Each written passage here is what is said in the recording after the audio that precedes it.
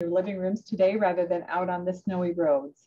I'm Mary Sorensen, Executive Director of the Center County Historical Society, and it's my pleasure to welcome you to the 33rd Annual John H. Ziegler Historic Preservation Awards of the Center County Historical Society.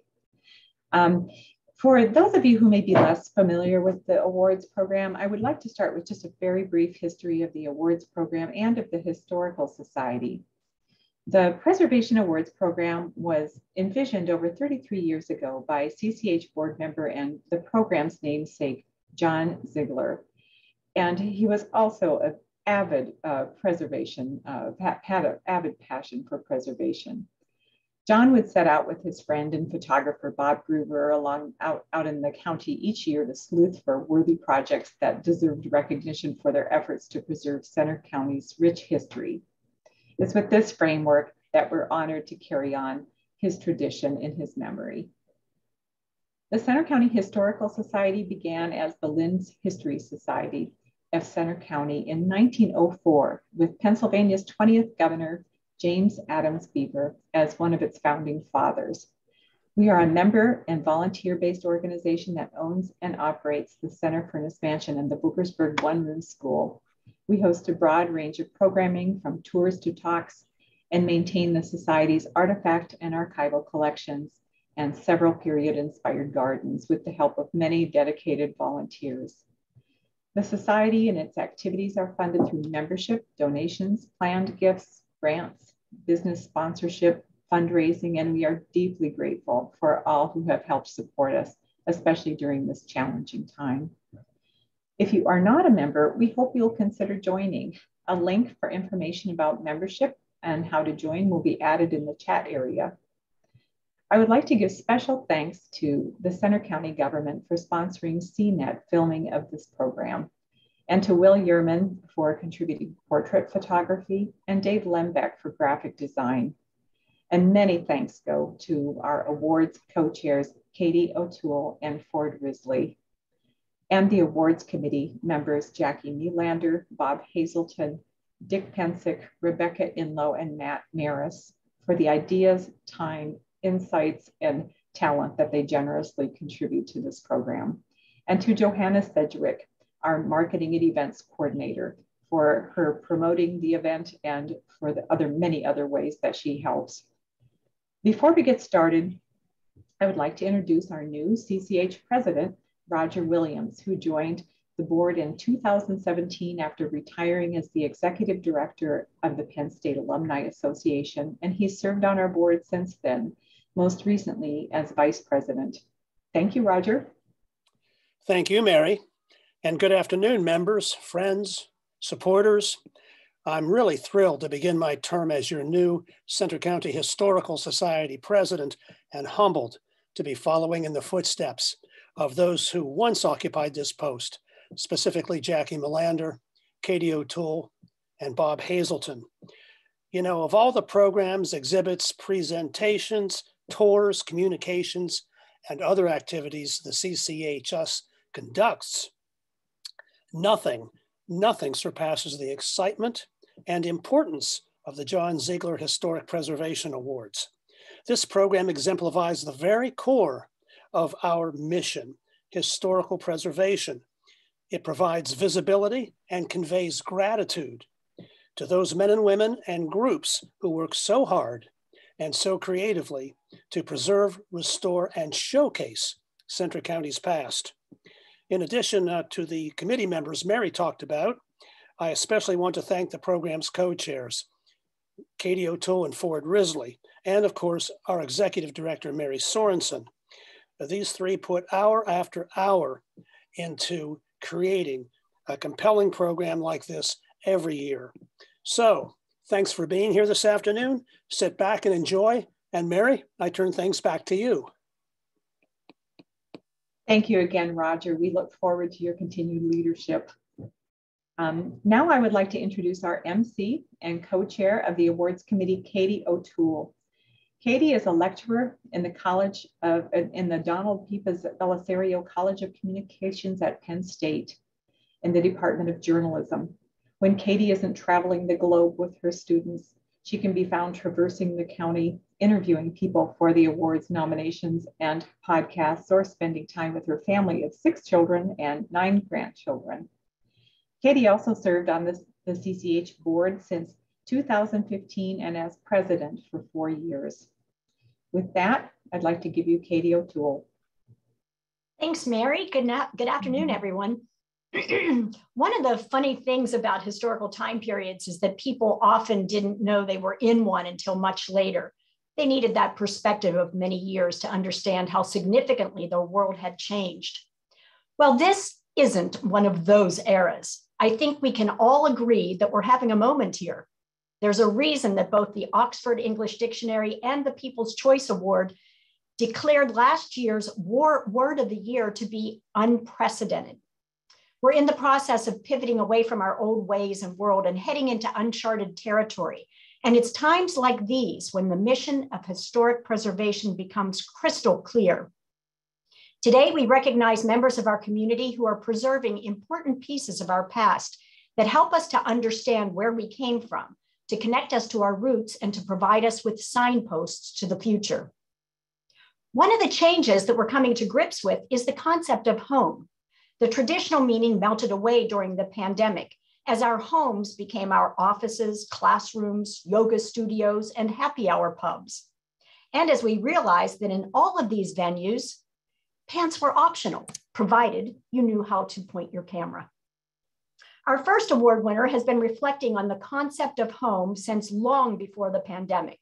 So when COVID hit, he was well equipped to provide a welcoming spot for the rest of us to reflect on the meaning of home. It's called the Crooked House at Homecoming Park.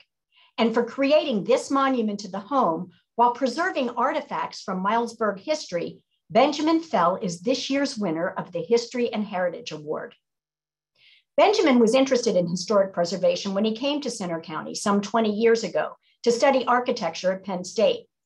He had previously restored an old carriage house in Philadelphia, and he intended to do the same with an old house he bought at auction in Milesburg. This wasn't just any old house. Built in 1857, it had belonged to Abigail Miles, the niece of the town's founding father, Colonel Samuel Miles. After serving in the Continental Army during the Revolutionary War, Colonel Miles bought the land that would bear his name in 1792.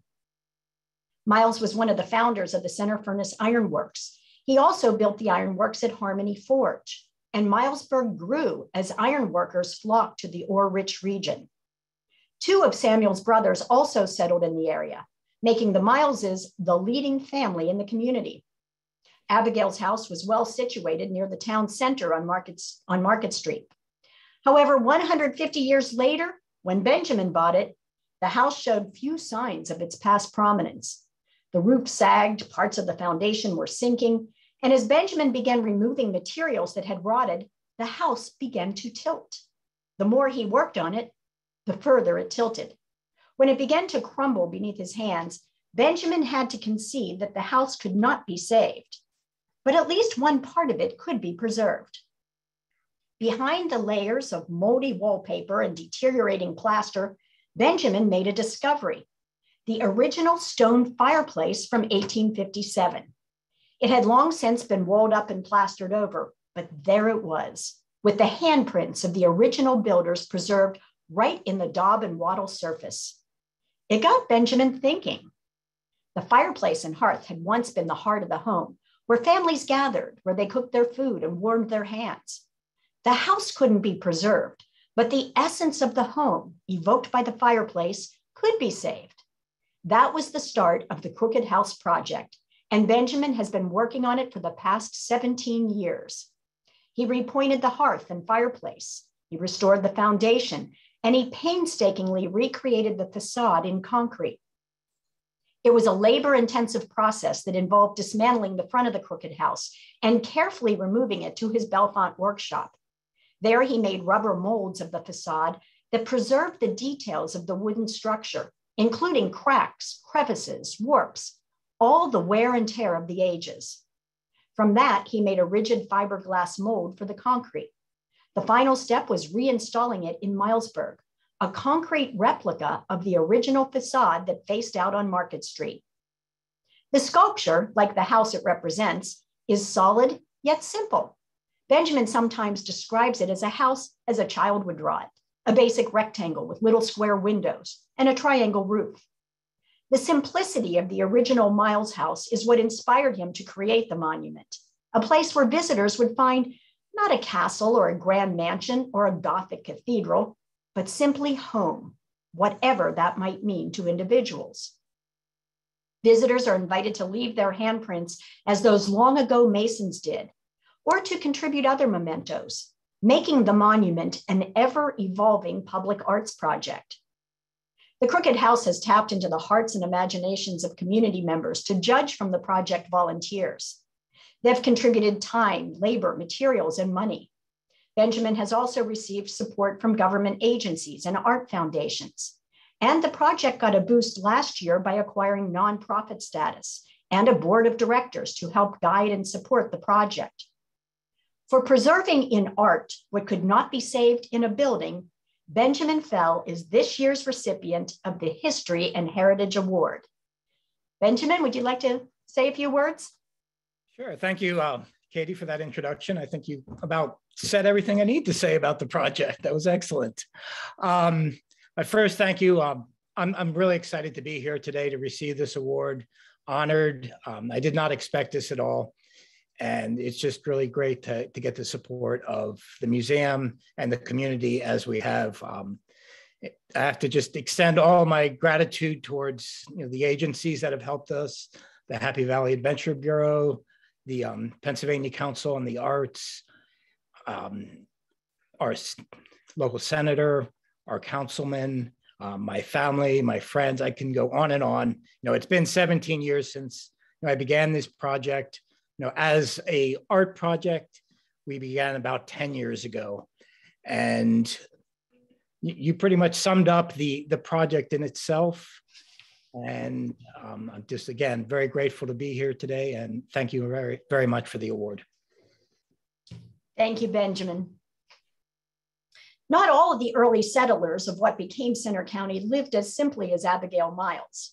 For the Bowl family, home evolved from a simple pioneer cabin built in 1809 to a lavish Georgian-style estate with more rooms than Monticello and a collection of treasures dating back to the Renaissance. Yet the Bowles had a reputation for sharing their bounty with the community, a tradition carried on by our next award winner, Bob Cameron. He's not a Bowl descendant, but he is the executive director of the Bowl Mansion and Christopher Columbus Chapel, and he's this year's recipient of the Historical Society's Award for Education and Advocacy. The Bowl Mansion has been a museum since 1952, but Bob's arrival as executive director in 2015 was the beginning of a transformative time. On one of his early days on the job, Bob came across a trunk marked "Secret." So he said, "Of course I had to open that one first." That's his style. Bob has been prying into dark corners, damp basements, and secret boxes at the Bowl Mansion ever since.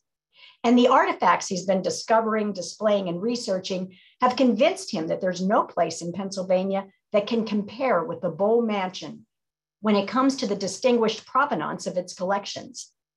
The mansion isn't just filled with period pieces, it's filled with the furniture, artwork, clothing, even the toiletries that belong to Bowl family members. It all began when Irish immigrant David Bowl settled here in the early 1800s. It was the third generation of his family that made a fortune in early industries, and the fourth generation that lent a touch of majesty to the mansion. While studying architecture in Europe in the late 1800s, Colonel Theodore Bowl met and married a French aristocrat, Mathilde de Lagarde, who was a descendant of Christopher Columbus. She inherited the Columbus family castle in Spain. In 1909, she and her husband had the contents of the castle's chapel boxed up and sent to Bowlesburg, where Colonel Bowl had built an exact replica of the chapel's exterior. And the chapel was just the beginning of the treasures that adorned the Bowles' home. Among the priceless artifacts that Bob has on display throughout the house is a 500-year-old Flemish tapestry, works by Renaissance and early American artists, chain mail armor from the Crusades, an admiral's desk believed to have belonged to Christopher Columbus, a hat that belonged to Mexican General Pancho Villa, and a trunk used to ship clothing to America. It was handcrafted in the 19th century by a young French box maker named Louis Vuitton. The artwork throughout the mansion is a testament to the provenance of the collections. There's a portrait of Mathilde Boll, and there's the very dress she was wearing in the portrait. Discoveries like these have fueled Bob's excitement over sharing these gems with the public. Until the pandemic, he was hosting fairs, festivals, garden parties, and balls. This past holiday season, visitors were welcomed to a crystal Kindle market, a candlelight tour of the mansion, and a high tea and piano performance in the same ballroom where the Bolls once welcomed the community's children at Christmas time. Bob is just as committed to opening the outbuildings and grounds of the estate to the public. The upgraded Boll Barn will be open to all community theater groups. He's creating themed gardens outside the barn, including a Shakespeare garden filled with flora mentioned in the Bard's plays. He's also built an outdoor stage for Shakespeare in the Park. He's created living roofs on 2 outbuildings. He's revitalized the visitor center with, among other things, an interactive display of culinary exchanges resulting from the voyages of Columbus. He also has several miles of walking paths throughout the estate, all part of his master plan to create a scaled-down version of Longwood Gardens to complement the mansion and chapel. About that secret trunk he opened, he found mint-condition posters from World War I. Then there was the day he was doing maintenance in a wet cellar on the grounds. Among a pile of old materials, he found more than 200 original drawings made by Colonel Boll, who was a prominent architect in the early 20th century. One drawing, carefully sketched on linen, was the original design of the terrace of Old Main. One more note about Bob. The pandemic has taken a toll on all nonprofits, but Bob says he makes lemonade from the lemons life deals out. One example of a lemon was the freak tornado that struck the mansion grounds about 5 years ago, taking down trees as old as 185 years. Bob had the wood fashioned into beautifully polished bowls that he sold at the Crystal Kindle and elsewhere to raise sorely needed funds. As the mansion developed a reputation for the lovely wooden dishware, Bob says that some people thought it was called the Bowl Mansion, B-O-W-L. But Bob always straightens them out. For his tireless efforts to resurrect, revitalize, expand, and reinterpret the museum's collection, and to make these historic grounds an intriguing and enticing venue for the public, Bob Cameron is this year's recipient of the Award for Education and Advocacy. Bob, are you here with us? Okay, I wasn't sure if Bob would be here or not. I guess he wasn't able to make it. But thank you, Bob. Just down the road from the Boll Mansion is a more humble home. St. John's United Church of Christ is home to one of Centre County's oldest congregations. The cornerstone for the building was laid in 1861 and dedicated in 1862 as St. John's German Reformed Church. But the congregation has even deeper roots and will celebrate its 200th anniversary this year. To prepare for the occasion, congregation members have embarked on a mission to repair, restore, upgrade, and preserve one of Bollsburg's treasured landmarks. For their efforts, the St. John's Stewardship Team is this year's recipient of the Award for Support and Volunteerism. First, some background. Today's congregation has its roots in a schoolhouse in Oak Hall at the dawn of the 19th century. Worshippers had no pastor of their own. Instead, they relied on traveling ministers who happened to be in the area. Sometimes Henry Rossman, a Rebersburg school teacher, would conduct a service, and after becoming a minister, he began serving all the Reformed churches in Centre County and part of Clinton County. In 1822, Reverend Rossman organized St. John's Reformed Church. His congregation, along with the Lutheran congregation in Centre County, continued to meet at the Oak Hall Schoolhouse. But by 1827, they had built and were sharing the building that currently sits next door to St. John's, the present Zion Lutheran Church in Bollsburg.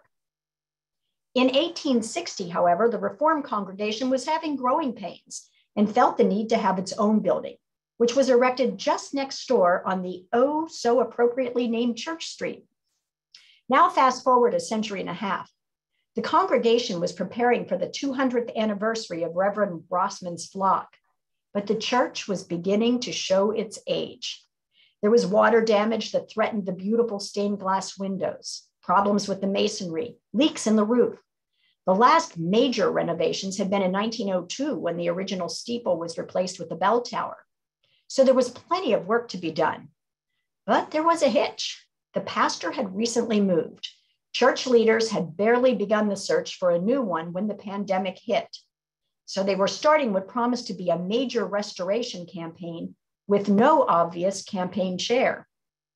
But as Tom Wilson, who heads the stewardship committee, says, there was never a time when members thought, heck, this church is doomed. Rather, the congregation picked up the pieces with everyone contributing according to their skills. Now, St. John's is a service-oriented church, so its members are used to helping out. But as one member, Diane Ishler, says, they went from doing a lot to doing everything. They installed a new roof, similar in design and appearance to the old metal one. They replaced, repaired, and repointed masonry, including loose bricks in the bell tower. They cleaned the stained glass, fixed the windowsills, and managed the ongoing maintenance of the church's historic pipe organ. It's the oldest one in Center County and has been in almost continuous use since it was installed in 1868. The team of volunteers also painted and refurbished the first floor fellowship hall, which is used as a classroom, a library, and meeting room for everyone from church councils to quilting groups. The improvements carried over to the outside as well. As the pandemic has forced more activities outdoors, St. John's volunteers responded by sprucing up the grounds, pruning trees and building a new shed, adding more accessible entryways, installing picnic tables, a meditation bench, a little free library, and a free food pantry. In the course of making repairs, volunteers retrieved several artifacts from the attic that will be restored and displayed for the 200th commemoration. These include antique pews and the pulley once used to raise and lower the candle-studded chandelier that had lit the church sanctuary in the pre-electricity era. As with any old home, the upkeep never ends. So St. John's is happy to have the support of volunteers like Dave Stoner, who's devoting much of his retirement to doing everyday maintenance and repairs at the church. And then there's the long-term planning group that keeps everyone's attention on the goal line, the 3.5 Daves Committee, so-called because most of the members are named Dave. Last fall, the congregation was delighted to welcome a new pastor, Reverend Dr. Thomas W. Blair. With his spiritual leadership and the helping hands of dedicated volunteers, St. John's UCC Church is ready to begin its 200th birthday celebration and poised to greet the next 2 centuries. For their countless hours of work and for rising to the occasion during a challenging time, St. John's Stewardship Team is this year's recipient of the Award for Support and Volunteerism. And I believe we have someone here with us from the Stewardship Team. I think that we have several of us here, but I am the once mentioned Tom Wilson, and I am so thankful, Katie, that you would put together such a wonderful presentation. I'm just astounded. But when we talked about this in church today, I think there was a lot of sense of accomplishment and pride. We really are a church of volunteers and people who, you know, when you're faced with challenges and with goals, we expect to be able to accomplish it through teamwork and volunteerism, and it really has been an amazing thing to be part of this church. I can't tell you how much I have enjoyed being a member. Thank you so much, Tom, and congratulations to the entire team. The idea of home takes on another meaning for those who pass through Center County only briefly. Developer Gary Brandeis was committed to creating a home away from home in State College when he set out to build the downtown's only extended stay hotel. It would have been cheaper and easier to start from scratch, but in collaboration with the Campbell family, Gary instead transformed the historic Glenlyn building into the Scholar Hotel. For preserving the almost 90-year-old building while reimagining and repurposing it for the 21st century, This year's Preservation and Restoration Award goes to Gary Brandeis, founder and president of the Scholar Hotel Group, and to the Campbell family, represented by Dick Campbell, Bob Campbell, and Nancy Campbell Slagle. From the moment you walk into the lobby of the Scholar, it's apparent that this is where past meets present. Outside, the familiar orange brick building that anchors the corner of Beaver and Pew Street has changed only modestly, with additions such as the energy-saving vestibules and the doorways. Inside, the two wings that had been unconnected in the past are now part of a sleekly designed lobby, meeting space, and bistro with gleaming white floors, Wi-Fi supplied tables, and walls decorated with historic photographs from throughout the life of the building. Today, the Glenlyn building is dwarfed by towering apartment complexes on the State College skyline. But in the 1930s, when it was built, and for 4 decades afterwards, it was State College's tallest high-rise at 5 stories. And to navigate those 5 floors, the town's first public elevator was installed in the building. The Glenlyn building is named for a local physician, Grover Glenn. He partnered with businessman O.W. House to develop the 40-unit apartment building with retail spaces and offices on the ground floor. The building's real claim to fame was the pool in the basement, the first indoor pool in State College. In fact, before Penn State had its own facilities, it used the Glenlyn's pool for swim meets and for lessons, as students then were required to pass a swimming test in order to graduate. The pool was removed in the late 1960s, but its iconic status is memorialized in a backlit original lithograph that hangs behind the Scholar's check-in desk. Several years after the Glenlyn opened, new owners acquired the building. By 1950, the sole owner was R. Paul Campbell, who would go on to serve as Center County judge for 20 years and to establish the Center County Community Foundation, now Center Foundation. Ownership of the Glenlyn subsequently passed to Judge Campbell's children and grandchildren. They made significant investments in the building over the years to preserve this important part of State College's architectural heritage. But when maintenance became prohibitively expensive, the Campbells looked for other options. Engineers had advised them to tear it down.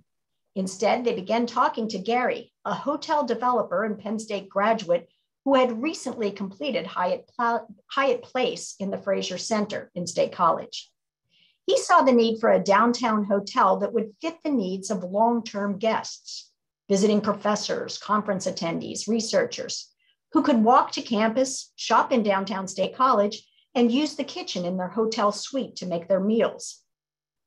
The building is listed on the National Register of Historic Places, so it was important to preserve the facade. Inside, however, construction workers soon found that while the Glenlyn had good sturdy bones, almost nothing could be preserved beyond the ceiling heights, some hand railings, and the fish mosaic tiles that once decorated the pool. The biggest challenge, Gary said, was not knowing what they would find until they got into the heart of the structure. Some of the unpleasant surprises included more asbestos than they had anticipated, concrete flooring with more than 100 holes to be patched, and thick accumulations of pigeon droppings in the eaves, now all part of the Glenlyn's past. The renovated building has a reinforced structure, new heating, cooling, electrical, and sprinkler systems. And there are 72 units designed to be a temporary home for travelers passing through State College. Gary sees himself and the Campbell family as temporary stewards of a historic building that he says will outlast all of us. But that's the point, he adds, to care for the building in our own time so that in another 100 years, our descendants will be able to reimagine other ways to integrate the Glenlyn into the life of State College. For their commitment to keeping this State College landmark intact, Gary Brandeis and the Campbell family are this year's recipients of the Preservation and Restoration Award. Is Gary with us? I am, Katie. Thank you very much. Yes. Well, that was really, really wonderful. Thank you. I know when we met, we talked a lot, and you did a wonderful job, slicing that down into some great comments. So thank you. It's a real honor. When we had the opportunity to work with the Campbells and really be thoughtful about how to preserve and protect this really, really important building, You know, they, first of all, the Campbells were certainly open-minded to my ideas and the ideas of sort of reimagining the building. So they were great partners. They're still our partners in the project today. So I'm happy to say that they have continued their commitment to not only the building, but the community. And from our perspective, we saw this as a real honor. And I'll reiterate the fact that, you know, this building is going to be in State College and the community for a long time. We're the temporary stewards, and it's our job to take care of it. And we think that the renovations that we've made to the building will really carry it for another 100 years or so. We made it energy efficient. We modernized it. We made it safe. And so far, we've been almost open a year now, coming up in January. And I think we've gotten some really great feedback from our guests. One of the most satisfying events that we had was the Saturday after we opened. Unfortunately, we opened up in the middle of the pandemic, so we weren't that busy when we initially opened. But when I spoke to our general manager the Monday morning after our first weekend, she told me that over 200 people visited the hotel on Saturday. And obviously they weren't guests, but they were local people from State College, obviously, people that grew up in the community, learned to swim in the pool, visited the building and things like that. So it was wonderful to be able to welcome the community into the building. And being in the hotel business, you know, our building never closes. The doors are always open. And we would love everyone in the community to come in and look at the hotel and take a tour and things like that. So it's a real honor. We appreciate this honor that you've given us. And thank you so much to everyone that supported this project over the last few years. Thanks so much, Gary, and congratulations again. Thank you. Our next award is the Historical Society's President's Award. It's given by the President of the Board of Governors to honor an individual or group who, over an extended period of time, has furthered the Historical Society's efforts to preserve, interpret, and promote the richness of Center County history. Since it was established in 1990, the award has typically gone to one of our volunteers who has helped in a significant way with the maintenance and upkeep of the Center County Historical Society. This year's recipient has been part of other group awards in the past, but her continuing and extraordinary contributions to the Historical Society merit a special spotlight on Judy Heberling. Judy isn't just a pleasant, hardworking, thoughtful, and supportive volunteer. She's also a world-class preservationist with expertise in historical research and collections management. She's held leadership roles in museums and historical societies around the country: the Charleston Museum in South Carolina, the Wyoming State Museum in Cheyenne, the Arizona Humanities Council in Phoenix, and in Kansas at the Wichita-Sedgwick County Historical Museum, where she just published a book for the museum, A Spell Created, to celebrate the 150th anniversary of Wichita and Sedgwick County. So when Judy arrived at the Center County Historical Society to volunteer over 15 years ago, it soon became clear that the CCHS had struck gold. From the start, Judy was never afraid to get her hands dirty. In fact, she began volunteering initially as a gardener. The Center Furnace Mansion was one of the designated venues for the county's Master Gardener program. Judy did the required 50 hours of volunteer time to qualify as a Master Gardener. And then she kept going and going and going. Her early experience with the Historical Society involved digging, planting, potting, and weeding. But it hadn't escaped anyone's notice that her day job was with Heberling Associates, Inc., a company started by her father, an archaeologist in the 1980s, in response to the nation's growing commitment to historic preservation and environmental stewardship. Heberling Associates was created to help PennDOT meet the requirements of federal legislation. Today, it specializes in cultural resource management and heritage resource services. So when Judy offered to help on the inside of the Center Furnace Mansion, the offer was instantly, gratefully, and gleefully accepted. In this volunteer role, Judy turned to a different kind of digging. The Center Furnace Mansion had been a work in progress ever since it was acquired and restored several decades ago to be the headquarters of the Center County Historical Society. The collections had grown and donated artifacts amassed, sometimes faster than the tiny staff could process. Judy had taken part in plenty of museum assessments, and she knew that organization was a problem at many of them. but she was impressed with what she found in Center County. Still, knowing there was room for improvement, she got to work at what quickly became her favorite project, weekly work with the Society's collections. Rather than going deep on one subject or one type of artifact, Judy went wide, taking a look at the full range of assets. Then she got to work understanding and evaluating how the collections were organized, physically and intellectually. Objects here, photos there, archives over here.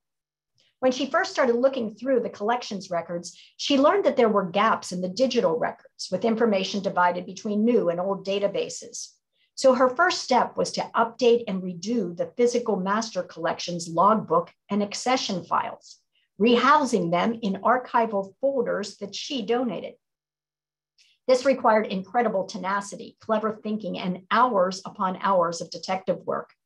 She searched the accessions notebooks, the board meeting minutes, current and former databases, and many other miscellaneous sources of information to find missing details. It was a daunting challenge, but Judy loves a good mystery.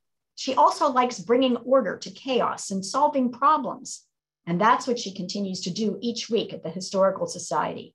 She streamlined the system to document and record every new acquisition, assigning it a number, entering it in the logbook in the computer database, scanning documents, recording the donor's name, the provenance of the donation, the condition it's in, and other relevant information.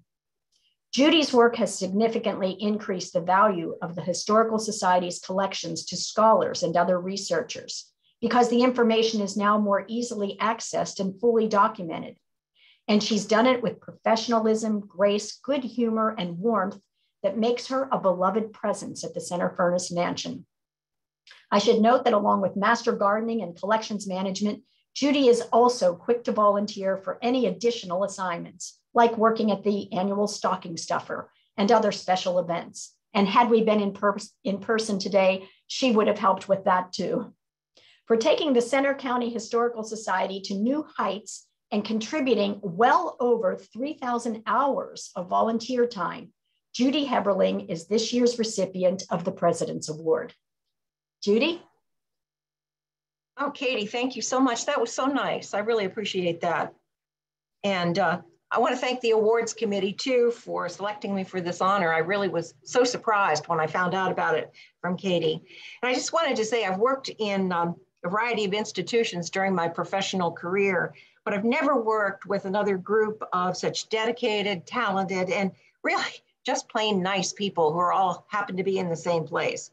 And I can't tell you how wonderful it is to be able to work with Mary and Johanna every week and to interact with so many of the other volunteers, including the board, committee members. And I'll give a shout out, of course, to my fellow gardeners who made it possible for me to get there to begin with.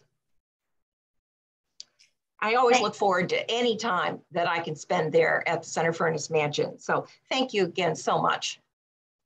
Thank you, Judy, and congratulations. We're just thrilled. Yes, thank you. We look forward to seeing you every week too. Yeah, you can't get rid of me. I hope not. Our final recognition today is the Jacqueline J. Melander Award. It's been given each year since 2015 to the person or people who best exemplify Jackie Melander's legendary devotion to historic preservation. As many of you know, Jackie was the longtime president of the Historical Society, and she has made significant contributions to preservation at the local, regional, and state levels, not least of which was overseeing the restoration of the Center Furnace Mansion in the 1970s, 80s, 90s, and early aughts. This year, I'm pleased to present the Melander Award to another preservationist who has left her mark all over Center County, Sue Hannigan. Now, throughout the pandemic, I've heard countless people in Center County, and I'll bet you've heard them too, express gratitude for living where we do in these strange times, along the lines of Goldilocks, where we're not so far away from civilization that we can't get a pizza delivered, and we're not so close that we're piled on top of one another as the big city dwellers are. Center County is just right, and Sue Hannigan has helped to make it that way. She's been part of countless efforts to preserve and restore pieces of our collective past. One result is that our county is dotted with lovely destinations that reflect and draw attention to our rich heritage and our deep roots as part of the story of America. Historic preservation is practically part of Sue's DNA.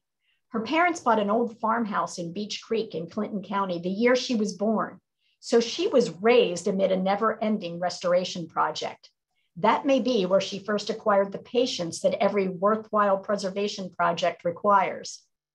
Her aesthetic sense and love of history are also rooted in childhood. Her mom was an artist and an American Academy of Art exhibitor. Her dad was a history scholar. So no surprise that Sue has become one of the area's go-to consultants when it comes to paint palettes and design features that maintain the authenticity of historic venues. Art and history are in her blood. Preservation and restoration have been Sue's personal and professional passion for as long as she can remember. She's worked in municipal government for some 45 years in both Center and Clinton counties, holding positions and assignments that have enabled her to identify big picture issues in historic preservation. For example, when the National American Legion attempted to inventory all memorials dedicated to veterans in the United States, Center County's commissioners turned to Sue for help.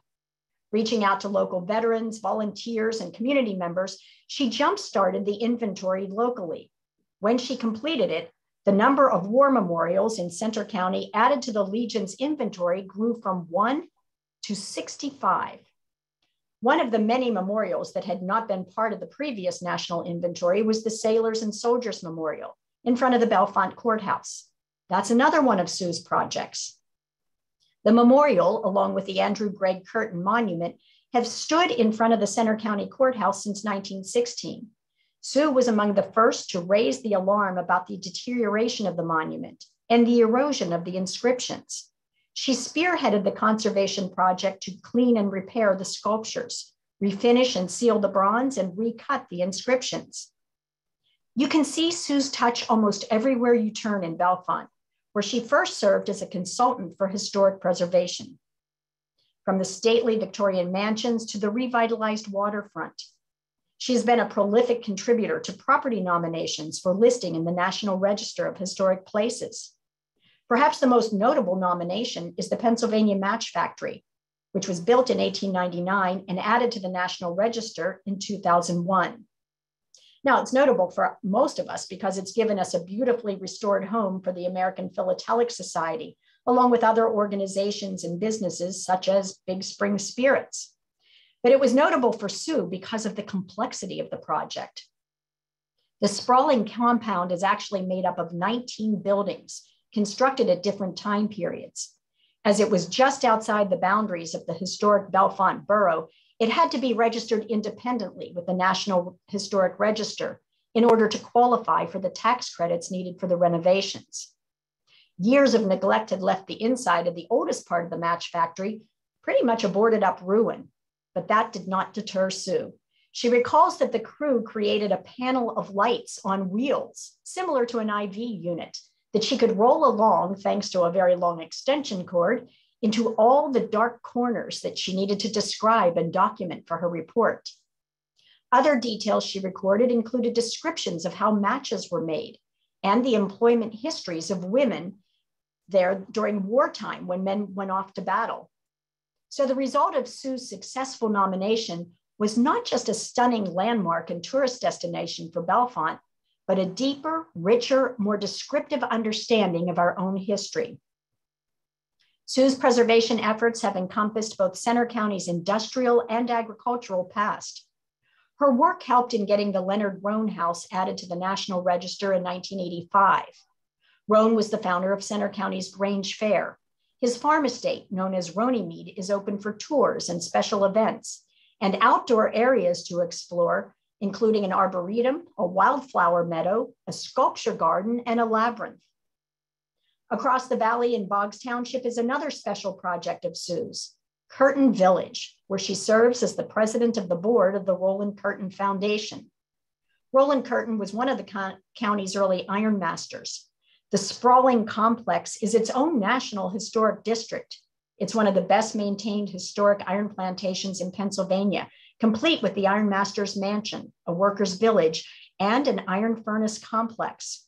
Sue has been instrumental in keeping Curtin Village open to the public, through her grant-making and administrative expertise, her fundraising skills, and contributions to upkeep and special events.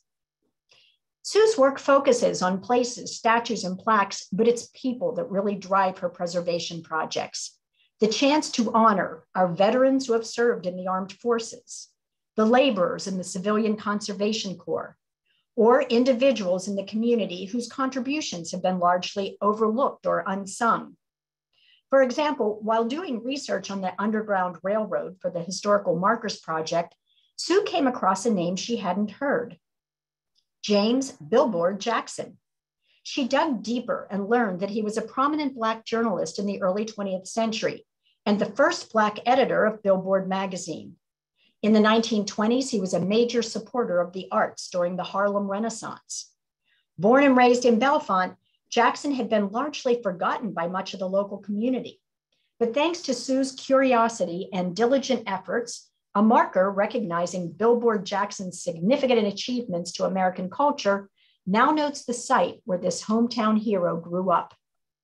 For her lifetime of achievements in preserving Centre County's history, Sue Hannigan is this year's recipient of the Jacqueline J. Melander Award.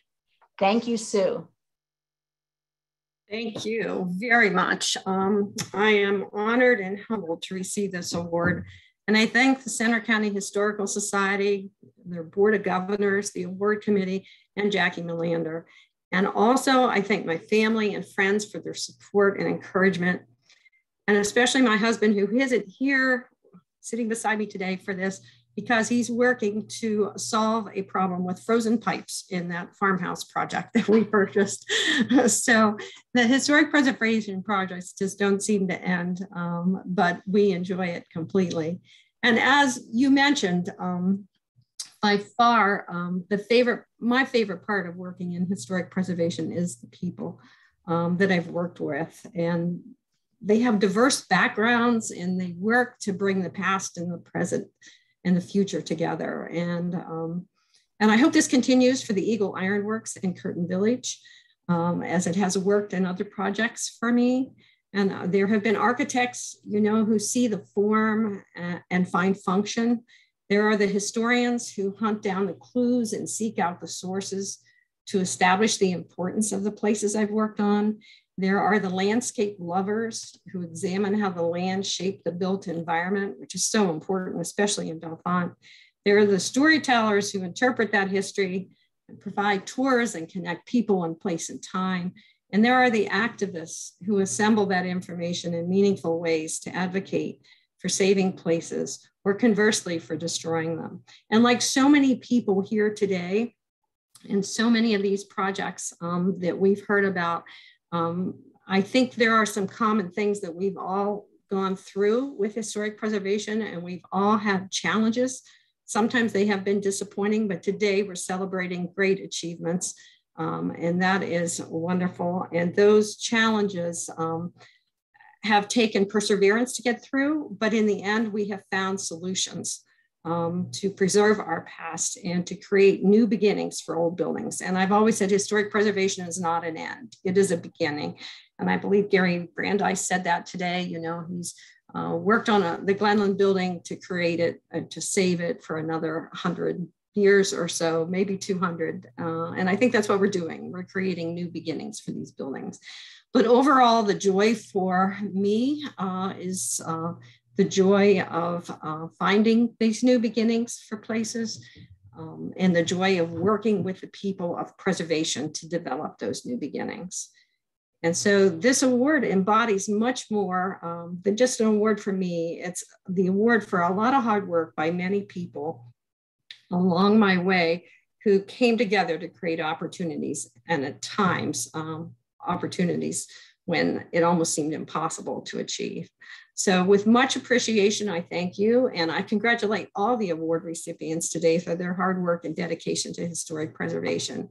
And I hope and sincerely look forward to future projects in Centre County and beyond. Thank you very, very much for this award. Thank you, Sue, and congratulations. Thank you. And now I'm going to go back to Mary. Katie, I wanted to mention, I think that Bob Cameron is in the audience, and he didn't get to say a few words after his award. Bob, are you out there? If you can Yes, I am. Oh, I would love to have you say a few words at this point. Well, thank you. And again, thank you to the selection committee. I sure do appreciate this honor, and to both Katie and Mary for all of your work putting together the Bowl Mansion presentation. Very nicely done. And I will just echo Sue's comment. As you look at these things, none of these things would be possible in our case without the just incredible contributions of volunteers. And in fact, today I was late getting here because I was at our theater, and we had 5 Penn State students from the Habitat for Humanity helping me as we create another museum inside the historic Bull Barn Theater that will show the evolution of that building. And so, you know, this is what makes all of this possible, having and especially young people like this coming on board to ensure that, yes, these buildings will be around in years to come. And again, to echo the other comments, we are but caretakers of these incredible historic treasures. So again, thank you very much for the award, but it really is for all the incredible volunteers who give of their time and treasure to make these things happen. So thanks again. Thank you, Bob. I would just like to thank all of our award recipients for preserving the historic sites and histories that make Center County such a special place, and inspire others to do so as well. It's incredible to see the passion and dedication here to preserving history in Center County. If you'd like to all unmute, I'd invite you to give everybody a hand of applause.